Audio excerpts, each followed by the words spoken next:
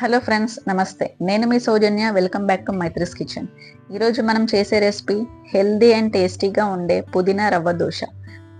పుదీనా తినడం వల్ల ఆరోగ్యానికి చాలా మంచిది అండ్ చాలా హెల్త్ బెనిఫిట్స్ కూడా ఉంటాయి. ఇంట్లో వాళ్ళకి ఇలా ఆరోగ్యంగా కమ్మగా కడుపు నిండా చేసి పెడితే ఎంతో సంతోషంగా ఉంటుంది కదా అండి.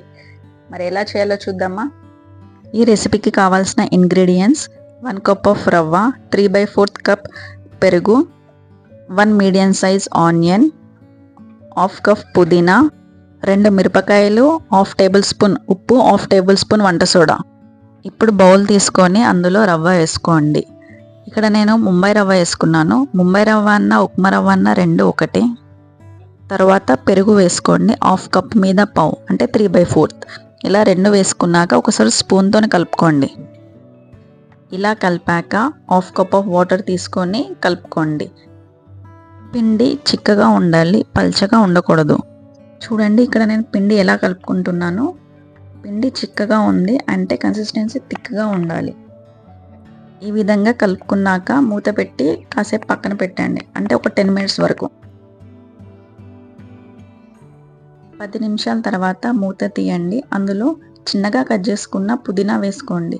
కావాలంటే మీరు ఇక్కడ నూనెలో కొంచెం వేయించుకొని తర్వాత పుదీనా దీంట్లో కలుపుకోవచ్చు. అండ్ అందులోనే చిన్నగా కట్ చేసుకున్న ఆనియన్స్ వేసుకోండి.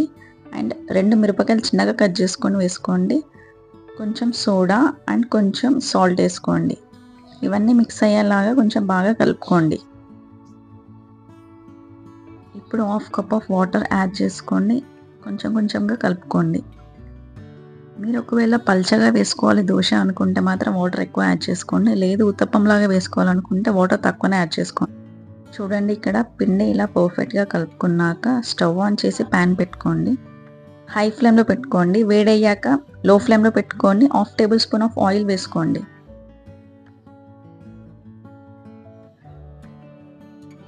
ఇప్పుడు పిండి వేసుకోండి. ఊతప్పం లాగా కొంచెం స్ప్రెడ్ చేయండి, మరీ ఎక్కువ చేయకండి.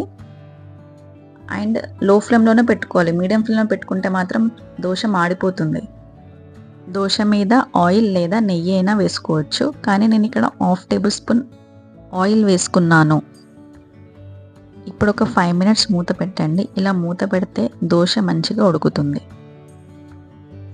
5 మినిట్స్ తర్వాత మూత తీసి చూడండి ఇలా దోశకి సైడ్లో ఎర్రగా కాలుతుంది.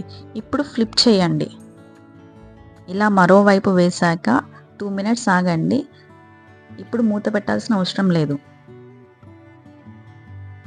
ఒకసారి చెక్ చేసుకోండి రెండో వైపులో కూడా ఎర్రగా కాలిందా లేదా. ఇలా రెండు వైపులా ఎర్రగా కాలాక ప్లేట్లోకి తీసుకోండి. ఈ విధంగా దోశలన్నీ వేసుకొని పల్లి చట్నీతో సర్వ్ చేసుకోండి. పుదీనా దోశతోని పల్లి చట్నీ కాంబినేషన్ చాలా బాగుంటుంది. అండ్ మీరు కూడా ఈ రెసిపీ ఇంట్లో చేసి ఎలా ఉందో కామెంట్ చేయండి. ఈ రెసిపీ నచ్చినట్టయితే మన ఛానల్ని లైక్ చేయండి, సబ్స్క్రైబ్ చేసుకోండి, పక్కనే ఉన్న బెల్ ఐకాన్ని ప్రెస్ చేయండి. Thank you for watching.